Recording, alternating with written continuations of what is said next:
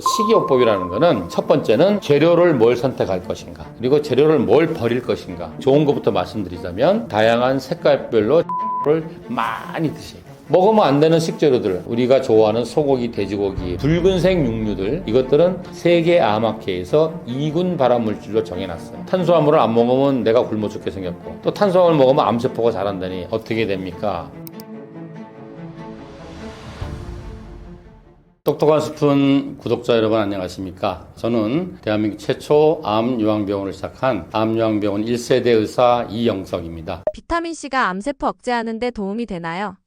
우리나라에서 이제 암 보완 대책을 처음 시작한 게 이제 비타민C 고용량 주사죠. 그래서 제가 20년 전에 처음 암 병원을 만들었을 때는 그때는 비타민C 치료도 없었어요. 그때는 거슨 식이요법으로만 이제 했었죠. 그러다가 이제 우연찮게 미국에 있는 한국 의사 선생님이 우리나라에도 비타민C 고용량 치료를 한번 해봐야 되겠다. 그러면서 이제 우리나라에 연락이 와서 2008년인가 2007년인가에 대한 비타민C 암연구회라는 걸 만들어서 신이 났죠. 뭔가 이제 우리 무기가 생긴 거야 이제. 정말 열심히 했어요. 그래서 그 부작용이 지금 뭐냐면 비타민C가 만병통치로 돼 있어요. 비타민C가 항암제인 줄 알아요. 그래서 요즘은 좀 많이 줄었는데 몇 년 전에는 그냥 수술항암 방사선하고 식이요법하고 비타민C만 해서 낫겠다는 사람이 정말 많았어요. 저희 오지 말라 그래요. 비타민C가 항암제만큼 역할을 한다 그러면은 누가 그 힘든 항암 하겠어요? 다 비타민C 하지. 물론 그건 있어요. 비타민C를 고용량으로 하면은 반드시 암세포를 공격하는 능력이 생깁니다. 그러나 예를 들어볼게요. 예를 들면 항암제가 암을 죽이는 능력이 100이다. 그러면 비타민C에 한 번 암을 죽이는 능력은 글쎄요 10이 될까 말까죠. 단지 항암제는 정상세포도 공격하기 때문에 매일 할 수가 없어요. 보통 2, 3주에 한 번 하잖아요. 그러면 많은 환자분들이 이 항암제가 2, 3주간 항암 효과가 지속된다고 생각해요. 아니 그럼 사람이 죽어요. 항암제는 절대 오늘 맞으면 24시간 동안 이상 효과가 지속될 수가 없어요. 그러면 왜 2, 3주를 쉬었다 하냐면 같이 손상받은 정상세포가 회복되길 기다려서 하는 거예요. 그런데 하면 할수록 점점 이 부작용이 누적이 돼서 이걸 뭐 오랫동안 몇 년을 할 수가 없어요. 근데 비타민C는 한 번에 암을 공격하는 능력은 항암제보다 훨씬 낮지만 부작용이 없잖아요. 그래서 매일 할 수도 있는 거예요. 그래서 어차피 이거는 보완대체의학이라는 얘기죠. 그래서 뭐 비타민C가 이제 항암제처럼 활성산소, 이제 그 중에서 과산화수소를 일으켜서 세포를 공격하는데 우리 정상세포는 이 과산화수소를 다시 과산화수소 그거잖아요. 거품 나는 소독약 옛날에. 그래서 이거를 다시 물로 바뀌는 전환 효소가 있어요. 그래서 어떻게 보면 비타민C는 표적 치료제예요. 그래서 부작용이 없는 거예요. 이제 그래서 계속할 수 있는 거지. 이게 결코 항암제를 대체하는 치료는 아니다. 항암제는 미사일이야, 미사일. 그리고 비타민C는 권총이야. 지금 막 대학에서 미사일 퍼붓고 있는데 우리 같은 보완대책하는 병원에서 권총을 뭐하러 또 쏘옵니까? 대학에서 항암을 하고 효과가 있는 분은 반대로 국토재건 사업을 해야지. 항암제 때문에 망가진 정상세포를 회복시키자는 해독치료, 면역치료, 항산화 치료를 해야지. 근데 이제 대학에서 더 이상 항암제가 없어. 아니면 뭐 수술이 2달 남았어. 그때까지 커질까봐 걱정이야. 그때는 비타민C를 고용량으로 하는 게 의미가 있을 수가 있는 거죠. 의외로 췌장암에 독이 되는 음식이 있나요? 제가 제일 한심스럽게 생각하는 게, 예를 들어서 뭐, 간암에 좋은 음식이 뭐예요? 뭐, 췌장암에 나쁜 음식이 뭐예요? 위암에 좋은 음식이 뭐예요? 라고 묻는 거예요. 그게 음식이겠어요? 그거는 특효약이지? 그런 게 아닌 거죠. 그러니까, 제가 늘 환자한테 강조하는 게, 우리 몸의 토양이, 가수원의 토양이고, 그 토양이 혈액성에 있는 영양성분이다. 그래서 얘들이 나쁜 거로 쌓이면, 가수원의 토양이 발암물질, 중금속, 활성산소에 오염된 것처럼 모든 세포와 조직이 병들게 된다. 반대로 가수원의 토양이 막 비옥하고 거름져. 그러면 막 맛있는 과일이 막 알아서 나잖아요. 건강한 과일이. 그것처럼 우리 혈액 속의 영양소들이 건강하고 좋은 것들로 채워지면 우리 몸에 그것을 이용해서 살아가는 우리 몸의 모든 세포와 조직과 장기는 건강해지겠죠. 그래서 제가 이제 거슨 식이요법을 하는 의사잖아요. 식이요법이라는 거는 이렇게 하셔야 돼요. 나한테 와서 그래. 오자마자 딱 메모 준비해. 자, 원장님 불러보세요. 우리 남편이 위암인데 뭐 먹어야 돼요? 라는 말을 제일 싫어해요. 식이요법이라는 거는 여러 가지 컨텐츠가 있어야 돼요. 구성 요소가 있어. 첫째가 뭐냐면 음식의 종류. 뭘 먹고 뭘 안 먹어야 될까? 이게 항상 물어보는 거잖아. 뭐가 좋아요, 뭐가 나빠요. 이거는 식이요법의 하나의 콘텐츠일 뿐이에요. 그 다음에 얘네들을 어느 정도 양으로 먹어야 될까? 두 번째 콘텐츠예요. 세 번째는 얘들을 어떤 식으로 조리를 해서 음식으로 해서 먹을까. 그죠? 그 다음 콘텐츠는 뭐냐면은 이거를 어떤 순서로 먹어야 될까. 그리고 하루에 몇 번을 먹어야 되고 한 번 먹을 때 어느 정도 시간으로 먹어야 될까. 이런 전체가 식이요법이지 요거 먹으면 좋고 요거 먹으면 나쁘고 음식의 종류를 골라주는 게 식이요법이 아니라는 거예요. 자, 그러면 우리 가만히 한번 보세요. 췌장암에 좋은 게 간암에도 좋고 위암에도 좋아요. 그죠? 그리고 당뇨에 나쁘고 고혈압에 나쁜 게 췌장암에도 나빠요. 그렇게 이해하시면 되고. 그래서 그 식이요법이라는 거는 내가 항상 강조하는 게 첫 번째는 재료를 뭘 선택할 것인가. 그리고 재료를 뭘 버릴 것인가. 그래서 좋은 것부터 말씀드리자면 신선한 다양한 색깔별로 제철 채소를 많이 드셔야 돼요.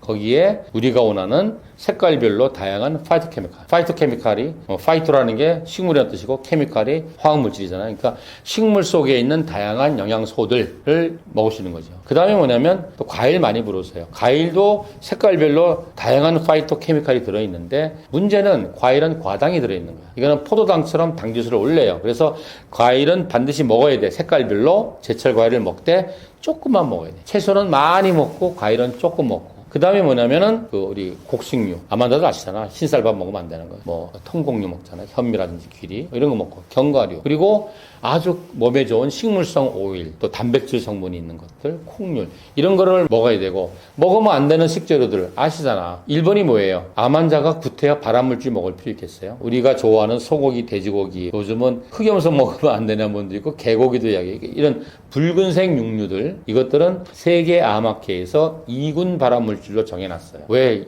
발암물질을 먹어야 될까요? 먹을 필요가 없는 거죠. 필요가 없는 게 아니라 안 먹어야 되는 거죠. 그 다음에 그것도 나쁜데 그걸 또 뭐냐면 맛있게 가공을 해. 붉은 레드밋을 가공한 거. 베이컨, 햄, 소세지. 이거는 세계 암학회에서 1군 발암물질이에요. 아니 항암하고 뭐 암 치료한 분이 1군 발암물질 먹으면 되겠어요? 그런 거 안 먹어야 되겠지. 그 다음에 정제탄수화물. 탄수화물인데 막 깎았어. 그래서 정제하면 어떻게 되냐면 흡수가 금방 돼요. 금방 돼서 먹자마자 혈당이 확 올라가요. 혈당을 피크 친다 그러죠? 그러면 뭐냐면은 피크 친 혈당은 어떻게 되냐면 우리 몸속에 있는 암세포로 우선 다 들어가. 그래서 암세포가 배 터지게 먹은 다음에 나머지 갖고 정상세포들이 나눠 먹는 거야. 그러니까 암세포는 신이 나고 정상세포는 죽을 마신 거지. 그렇게 하면 안 되겠죠. 그죠? 뭐 그런 것들. 또 뭐 많잖아요. 나쁜 오일. 고체 상태로 있으면 지방이라고 그러고 그게 액체 상태로 녹으면 오일이라 그래요. 모든 우리가 의사들이 인정하는 식이요법들이 많잖아요. 거슴요법도 있고 지중해 식단도 있고 거기에서 동물성 오일을 동물성 지방을 권하는 시기는 없어요. 오일이 필요한데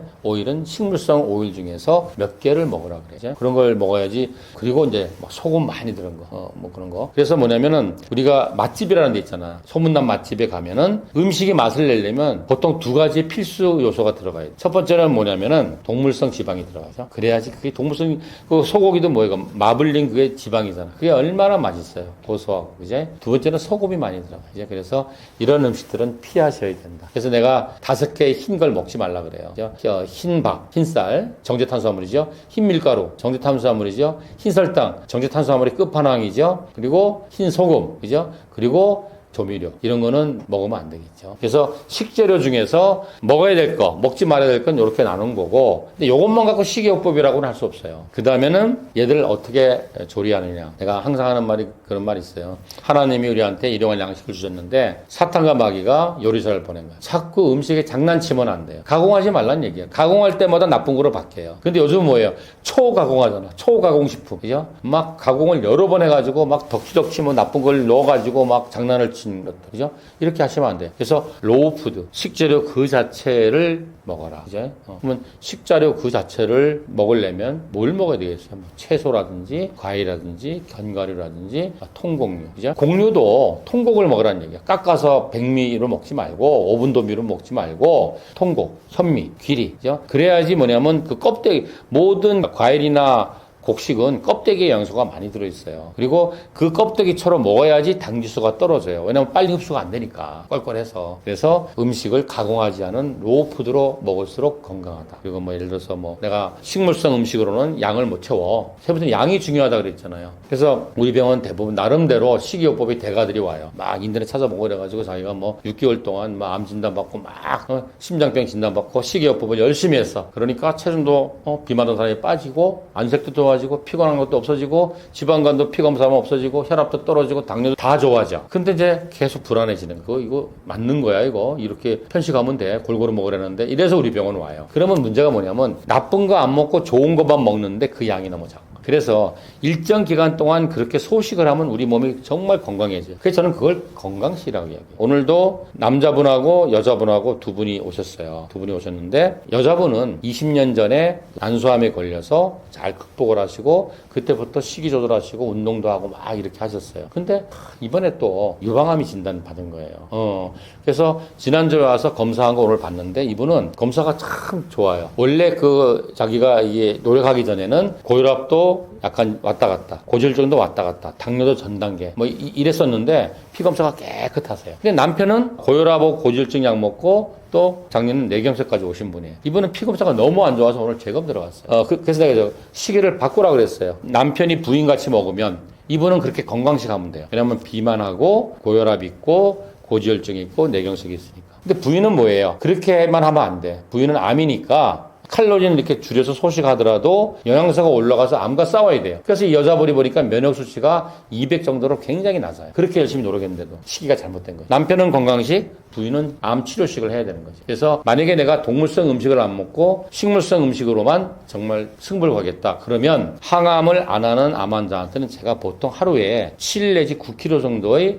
식물성 재료를 먹게 처방을 해요. 물론 항암하고 이런 분들은 뭐 4, 5kg 또 뭐 아주 진행된 사람은 1, 2kg를 해야죠. 그런데 만약에 내가 채식으로 그 정도 양을 못 채워 그럼 반드시 동물 음식을 첨가하셔야 돼요. 그렇게 안 하고 식물성 음식만 계속 고집하시면 칼로리도 떨어지고 살이 빠지게 되고 영양소 결핍으로 면역 능력이나 항산 능력이 떨어지게 돼요. 왜냐하면은 동물성 음식은 완전 식품이에요. 그래서 뭐 그런 사람 없겠지만 1년 내내 돼지고기만 먹어도 칼로리를 맞출 수 있어요. 1년 내내 햄버거만 먹어도 칼로리 맞춘다니까요. 그리고 영양소 맞춘다니까요. 완전 식품이니까. 그러나 몸은 썩어가겠지. 근데 채소는 식물성 음식은 불완전 식품이에요. 일단 칼로리가 너무 낮아. 왜냐하면 채소의 80%는 우리가 소화 못 시키는 식이섬유예요. 그래서 우리가 채소를 먹으면 20%만 흡수한다고 보시면 돼요. 칼로리가 너무 낮고 채소에는 모든 영양 성분이 다 들어있지 않아요. 그래서 채식 위주로 할 때는 양을 많이 먹어야 되고 아주 골고루 먹어야 돼요.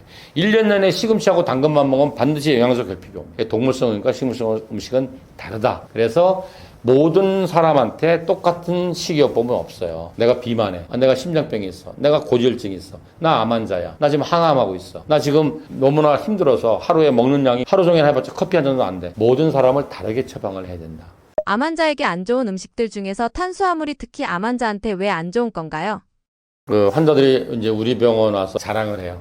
내가 식이요법 정말 열심히 했어요. 그래서 어떻게 했으니까 저는요 탄수화물 하나도 안 먹어요. 그래요. 뭐 먹어요? 그러면 뭐 채소하고 과일하고 현미하고 뭐 막 그래요. 그러면 보세요. 우리 몸의 에너지원이 되는 자동차의 휘발유 역할을 하는 거는 거대 영양소가 3개 있잖아. 탄수화물, 단백질, 지방. 그 중에서 에너지원은 탄수화물이에요. 예를 들자면 우리가 살을 쪄야 되겠어. 살을 빼야 되겠어. 그건 탄수화물 양 갖고 조절하는 거야. 그죠?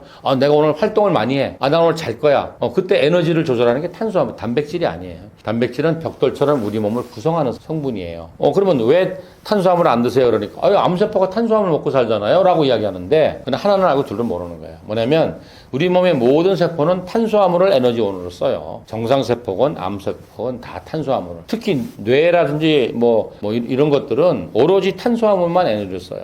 암세포처럼. 근데 우리 정상세포는 이제 위기 상황. 예를 들어서 탄수화물이 너무 우리가 안 먹을 때는 단백질이나 지방을 탄수화물로 바꿔서 에너지를 쓰는 능력이 있어요. 그러나 암세포는 그런 능력이 없어요. 무조건 탄수화물만 먹어요. 그런 차이가 있는데 그러면 참 고민이잖아. 탄수화물을 안 먹으면 내가 굶어 죽게 생겼고 또 탄수화물 먹으면 암세포가 자란다니 어떻게 됩니까? 나한테 물어봐요. 그래서 좋은 탄수화물이라는 게 있고 나쁜 탄수화물이라는 게 있어요. 우리 여러분들 당지수라는 거 알잖아. 그죠? 탄수화물 먹었을 때 혈당이 얼마큼 오르가는를 비교하는 건데 포도당 수액 있잖아요. 우리가 링거 중에 포도당 수액 있잖아. 요거를 100g을 맞으면 혈당이 100이 올라가요. 이걸 100으로 기준으로 해서 시금치 100g 먹으면 얼마고 돼지고기 100g 먹으면 얼마고 당근 100g 얼마고 라고 이렇게 만들어 놓은 게 당지수예요. 그래서 정제 탄수화물이 나쁜 이유가 뭐냐면 깎아놨기 때문에 흡수가 금방 돼요. 먹자마자 피 속에 혈당이 피크로 확 올라가요. 그러면 피크로 올라간 요 탄수화물은 암세포로 먼저 들어가는 거예요. 이걸 알 수 있는 게 우리 패시티잖아요. 패시티 찍어보셨죠? 패시티 찍을 때 요만한 링거 맞잖아요. 그게 포도당 수용액이에요. 그걸 딱 맞으면 이거는 완전히 100% 정제된 거잖아요. 맞자마자 20초 만에 온몸으로 확 번져요. 그러면 뭐예요? 밥이 들어왔잖아요. 모든 세포에 밥이 들어왔잖아요. 에너지가 들어왔잖아요. 그러니까 서로 뺏어 먹으려고 그러는데 힘센 놈. 그게 암세포잖아요. 걔가 다 뺏어 먹는 거예요. 그래서 아민으로 다 들어가서 반짝반짝 빛이 나는 게 패시티의 원리예요. 그래서 정제 탄수화물 같이 혈당이 피크로 올라가는 거는 암세포를 먼저 배불리 먹게 하고 남은 거로 정상세포가 먹는다. 그럼 나쁜 탄수화물은 뭐냐? 대표적인 게 현미라든지 현미 속에 있는 탄수화물 아니면 채소 속에 있는 탄수화물이죠. 얘들은 거칠거칠하고 식이섬유가 많아갖고 먹어도 혈당이 피크로 안 올라가요. 서서히 올라갔다 서서히 내려가요. 이렇게 되면 어떻게 되냐면 우리 몸의 모든 세포에 골고루 이 포도당이 탄수화물이 공급을 하는 거예요. 근데 보세요. 어떤 환자분이 아무리 암이 진행돼서 온몸에 암이 전이가 됐다 하더라도 전체 우리 세포, 우리 몸의 세포가 뭐 600조고에 이렇게 얘기하잖아요. 그 중에서 암세포는 1%가 안 될 거예요. 그러니까 좋은 탄수화물을 먹으면 모든 세포에 평균적으로 가니까 먹은 탄수화물의 99%는 정상세포로 1% 미만만 암세포로 간다. 이렇게 하시면 되겠습니다. 식단으로 췌장암을 예방하고 싶은 분들을 위해 해주고 싶으신 말씀 있으신가요? 제가 그런 얘기를 해요. 내 몸에 24시간 지속적으로 영향을 주는 거는 음식밖에 없잖아요. 뭐 항암제 한 달에 한두 번 하는데 한 번 하면 그게 뭐 12시간도 지속 안 되는데 또 뭐 우리 병원에 가서 뭐 치료를 해. 비타민C도 맞고 항산화도 맞고 뭐 면역주사도 맞아. 그게 몇 시간, 6시간, 8시간밖에 지속 안 되는데 근데 음식은 어떻게 돼요? 24시간 내 몸을 지배하잖아요. 아침 먹고 점심 먹고 저녁 먹고. 그래서 우리가 건강을 지키거나 질병을 치유할 때 가장 중요한 게 식이요법이다. 이렇게 말씀드릴 수 있습니다. 생존율 2.6% 췌장암이 위험한 이유가 무엇인가요?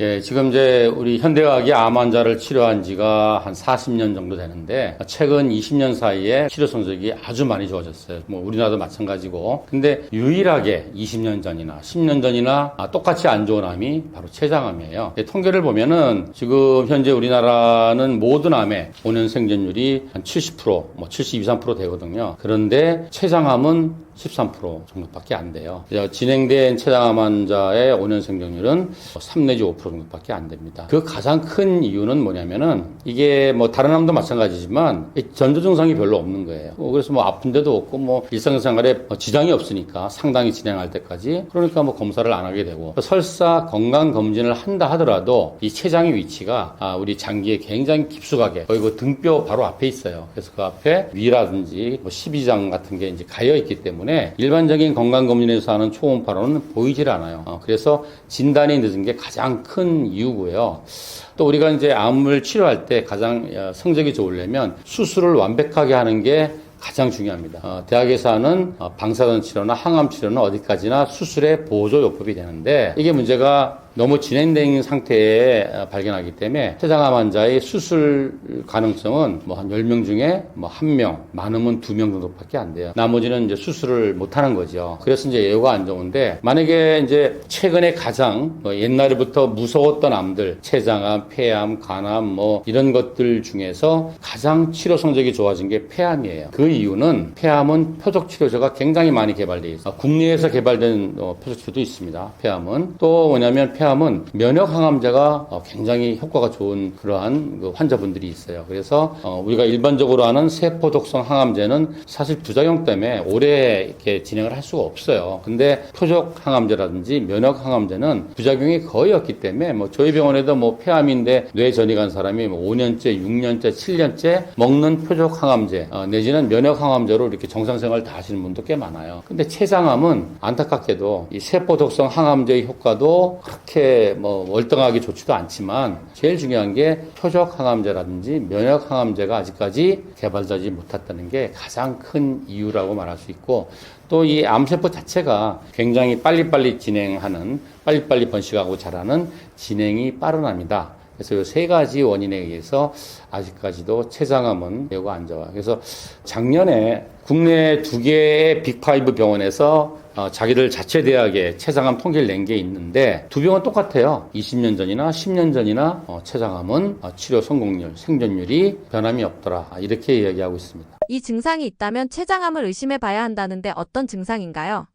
이게 많은 환자들이 이제 궁금해해요. 알고 싶어하고 어떤 병이 걸리면 내가 좀 빨리 알 수 있지 않을까. 그게 이제 전조 증상인데 실제로는 모든 암이 상당히 진행할 때까지는 증상이 특별한 게 없다는 게 문제예요. 그래서 저희 병원에도 이제 췌장 환자가 많이 오시는데 증상이 나타나서 병원에 가서 진단받은 사람들은 대부분 뭐냐면 황달이에요. 그러니까 이제 췌장에 머리 부분이 있고 몸통 부분이 있고 꼬리 부분이 있는데 췌장의 몸통 부분에 암이 커지게 되면 그죠? 그 담도에서 쓸개로 내려가는 이 담도를 막게 돼요. 그래서 이게 담즙이 못 내려가서 황달이 생기는 거죠. 그래서 너 이렇게 주위 사람들이 눈알이 노랗고 얼굴이 노랗냐? 그래서 응급실에 가봤더니 췌장암인 거죠. 그렇게 해서 발견하는 분들이 상당히 많아요.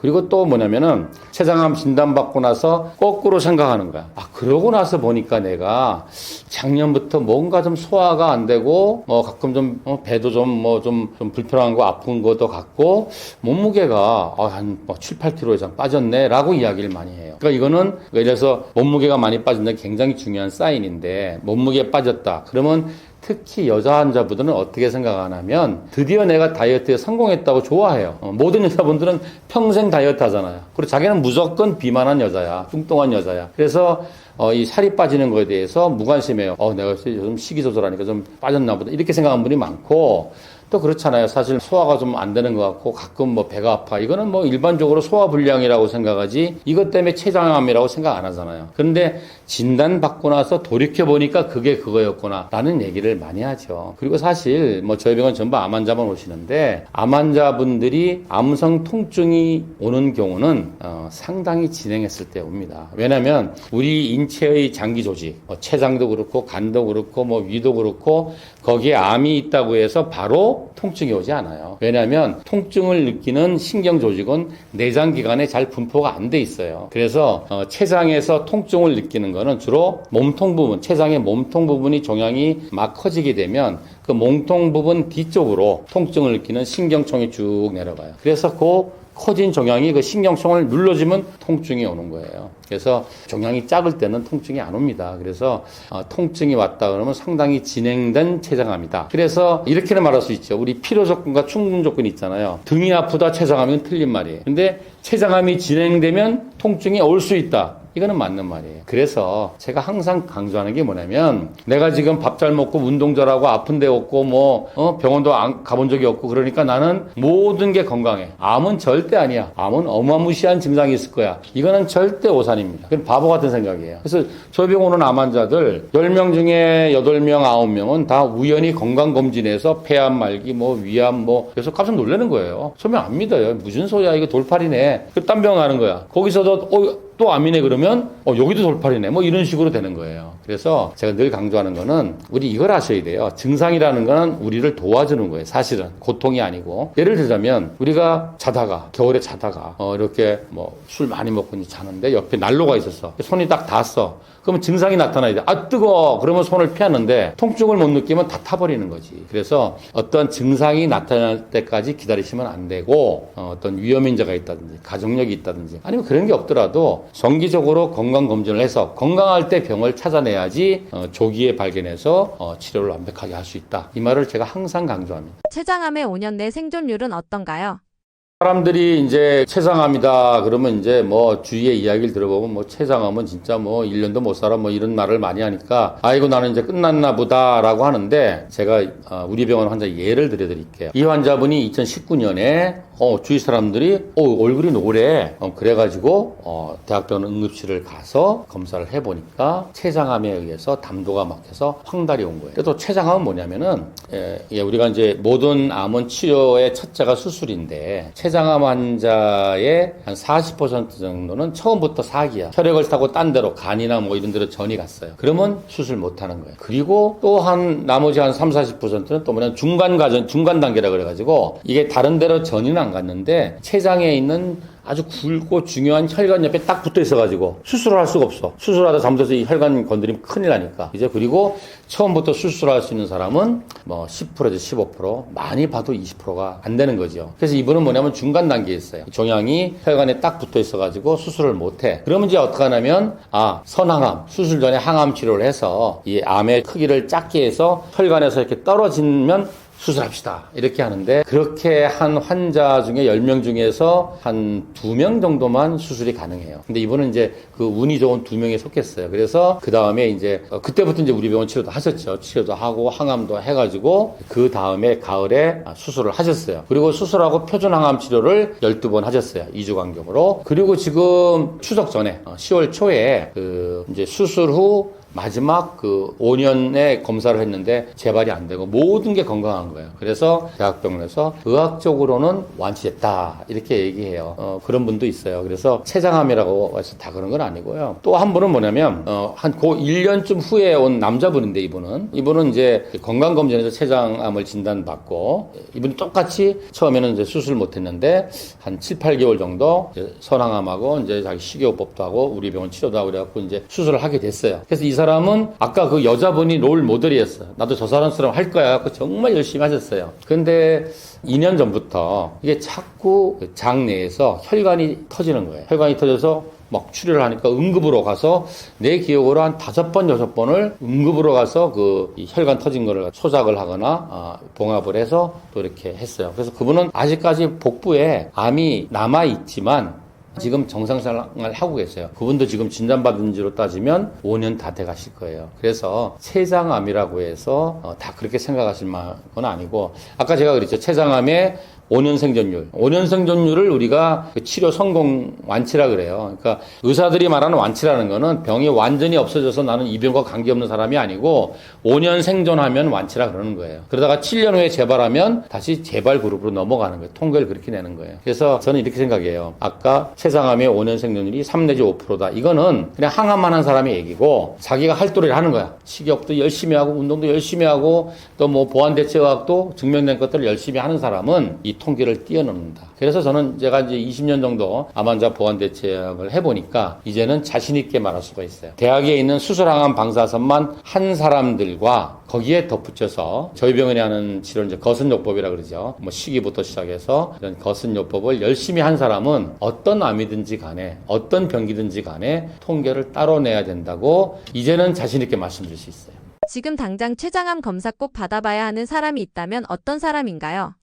세상에 그런 게 있어요. 그러니까 만약에 이제 매년 건강검진 한다. 그러면 복부를 매년 CT 안 찍잖아요. 초음파를 한단 말이에요. 그러면 뭐 지방간도 보이고 콩팥도 보이고 뭐 비장도 보이고 뭐 이렇게 다 보는데 이게 췌장은 위치가 저 깊숙이 있고 다른 장기에 가려져 있어가지고 이게 초음파로 잘 안 보여요. 그렇다고 해서 매년 CT를 찍을 수는 없잖아요. 그러나 2, 3년에 한 번씩 CT를 찍으라고 권하는 분들이 있어요. 어떤 분이냐면은 이 가족력이 굉장히 췌장암 중요한데 만약에 이제 직계 가족 중에서 누군가가 췌장암이었어. 그러면 이 환자분은 다른 사람들보다 췌장암에 걸릴 확률이 한 2, 3배 높다고 봐요. 그런데 직계 가족 중에서 2사람이 췌장암으로 치료를 했어. 진단받았어. 그러면 이 사람은 무려 다른 사람, 그렇지 않은 사람에 비해서 6배 내지 10배 정도 췌장암에 걸릴 확률이 높다고 그래요. 그리고 뭐 2명까지는 저도 봤는데 3명은 아직 못 봤는데 3명이 가족 중에서 직계 가족 중에서 췌장암을 진단받았다 그러면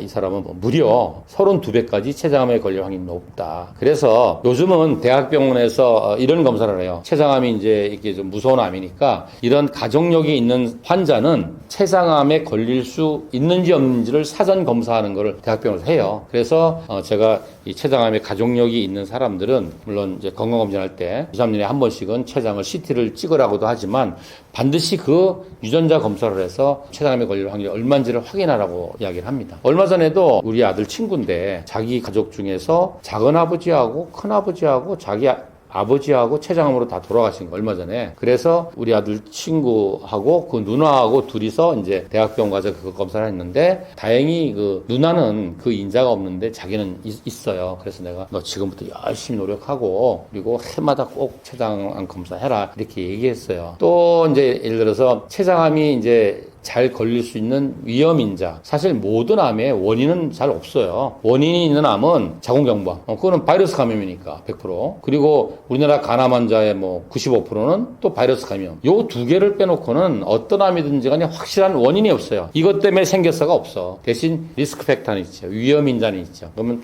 췌장암의 위험인자는 뭐냐면 췌장염. 그러니까 췌장염을 오래 앓으면 얘가 암으로 될 수가 있는 거죠. 췌장염이 있다든지. 아니면 이제 내가 비만하고 그리고 술도 많이 먹고 담배도 많이 피고 그리고 술 먹으면 뭐 먹어요? 고지방 고칼로리 안주 먹잖아요. 이런 생활 습관이 안 좋은 사람. 그리고 또 이제 당뇨를 오래 앓았는데 이게 갑자기 당뇨가 잘 조절이 안 돼. 이런 분도 한번 검사해 볼 필요가 있고, 한 50이 넘었는데 갑자기 당뇨가, 물론 당뇨라는 게 다 50, 60에 생기지, 20, 30대는 잘 안 생기지만, 갑자기 당뇨가 생기는데 우리 집안에 당뇨의 가족력도 별로 없어. 이런 분은 혹시나 해서 한번 췌장암 검사를 해보라고 제가 권합니다. 음식도 안 지나가는데 식습관이 췌장암에 영향을 미치는 이유는 무엇인가요? 췌장암은 우리 파이프라인이 아니야. 우리 입에서부터 식도로 위로 소장, 대장, 항문까지 하나의 파이프잖아요. 그래서 상수도 하수도야. 여기에 음식이 들어가서 변이 나오는 통로인데 췌장암은 떨어져 있잖아. 근데 왜 음식과 관계 있지? 이렇게 물어보는 분들이 있어요. 그럼 난 그런 얘기하죠.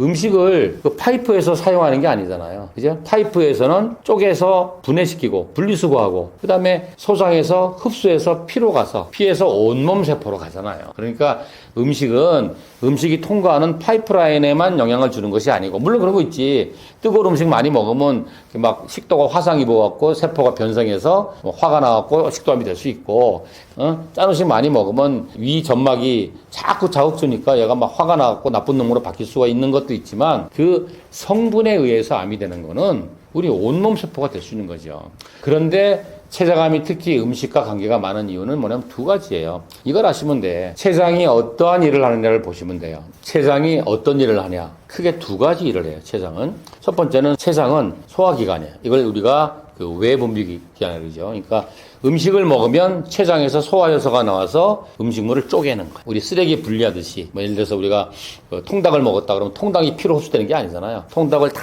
분리해가지고 아미노산으로 만들어서 피로 들어가는 거고, 탄수화물, 시금치를 먹었어. 그럼 시금치가 피로 가는 게 아니라 시금치를 다 쪼개갖고 포도당으로 되면 얘가 가는 거예요. 그 일을 췌장에서 하는 거죠. 그런데 우리가 이제 에너지를 내는 성분이 탄수화물, 단백질, 지방인데 3대 영양소 모두 녹이는 효소가 나오는 건 췌장밖에 없어요. 위는 단백질 분해 요소만 나와요. 침은 탄수화물 분해 요소만 나와요. 특히 지방을 분해하는 요소는 췌장에서만 나와요. 그러니까 예를 들어서 췌장을 혹사시키는 거야. 막 기름기 있는 거, 칼로리 높은 거, 막 가공식품, 초가공식품 이런 걸 먹게 되면 뭐예요? 결국은 뭐예요? 누가 일을 해야 돼? 췌장이 계속 소화액을 분비해가지고 쪼개야 되니까 얘가 지쳐버리겠지. 그럼 얘가 이제 약간 돌아버리는 거지. 그게 이제 암이 된다고 우리는. 그래서 우리 그런 얘기예요. 암이 걸리면 내 몸의 주인이 나잖아요. 내가 내 세포한테 좀 미안하다고 생각해. 얘를 얼마나 혹사시켰으면 얘가 삐뚤어 나가가지고 암이 됐겠냐. 그런 얘기도 하는데. 두 번째는 또 뭐냐면은 내분비기관이에요. 호르몬 분비기관이에요. 어떤 호르몬을 분비시키냐면 인슐린이라는 호르몬을 췌장에서 분비하는 거예요. 그럼 인슐린은 어떤 역할을 하냐면 우리 에너지원은 단백질이 아니고 탄수화물인 건 이제 다 아시죠? 탄수화물을 다 쪼개면은 포도당이 돼서 포도당이 피로 들어와서 이제 피에서 쓰는 게 아니잖아. 그죠? 그러면 택배차가 와요. 그게 인슐린이에요. 인슐린이 피로 들어온 포도당을 싣고 각 온몸의 세포로 배달시켜주는 거예요. 계속 피크로 오르는 막 정제된 탄수화물, 맛있는 거, 막 깎은 거, 가공한 거 이걸 많이 먹으면 혈당이 자꾸 올라가니까 인슐린이 많이 나와야 될 거 아니에요. 그럼 췌장이 막 혹사를 하잖아요. 그래서 암이 생길 수 있는 거예요. 그건 당연한 얘기죠. 이제 크게 두 가지로 설명할 수 있어요. 우리 몸은 가수원의 토양이에요. 밭이에요. 그래서 가수원의 밭이 토양이 건강하면 거기서 계속 건강하고 맛있는 열매가 나는데 밭이 토양이 오염됐어. 발암물질에 중금속에 활성산소에 오염되면 거기서는 계속 병든 열매가 나는 거예요. 고혈압이란 당뇨라는 암이라는 게 나는 거예요. 그래서 음식이 중요한 거는 음식이 통과하는 그 조직만 중요한 게 아니라 어떤 토양에 있느냐에 따라서 내 몸의 모든 세포들의 영향을 받겠죠. 내 몸의 토양은 혈액 속의 성분이잖아요. 혈액 속의 성분이 오염되어 있으면 내 몸의 모든 세포는 병들기 시작하겠죠. 이러한 거시적인 차원이 있고 좀 더 구체적으로 들어가자면 췌장은 두 가지 역할을 하는데 음식물을 소화시키는 소화효소를 분비를 시킨다. 그러니까 나쁜 음식, 특히 고지방 고칼로리를 먹게 되면 췌장에서 얘들을 막 분비시키게 되니까 얘가 과로하게 되고 지치게 된다. 또 정제 탄수화물 먹고 혈당이 막 올라가면 인슐린을 많이 분비시키게 되는데 인슐린이 췌장에서 만든다. 그러니까 췌장이 과로하게 된다. 두 가지 입체적인 각도에서 생각하셔야 됩니다. 그래서 음식이 췌장암에 굉장히 중요한 역할을 합니다.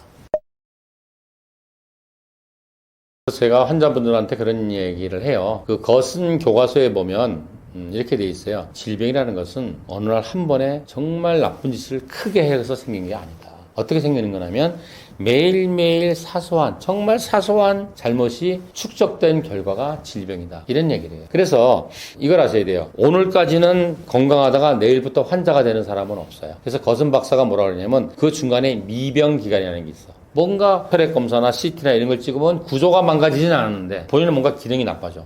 너무 피곤하다든지, 그래서 결린다든지, 막 머리가 막 찌끈찌끈 아프다든지, 자꾸 트림이 난다든지, 이건 모든 거 검사도 안 나와요. 이런 게 뭐냐면 아직 병으로 돌아가기 전에 미병 단계다. 이 미병 기간에서는 뭐 거슴제법 같은 이러한 식이요법이라든지 이런 치료를 하면 다시 옛날의 건강한 나라로 돌아갈 수 있어요. 그러나 한번 구조가 망가져서 환자라고 질병을 진단을 받으면 옛날 나라는 못 돌아가는 거지. 마치 용수철이 어느 정도 늘어나면 다시 탄산한계가 복원되지만 이렇게 쫙 늘어지면 옛날의 용수철을 못 돌아가고 똑같다고 생각해요. 그래서 매일매일 건강한 생활 습관을 유지하시는 게 건강을 유지하는 가장 중요한 방법이다 라고 말씀드리겠습니다.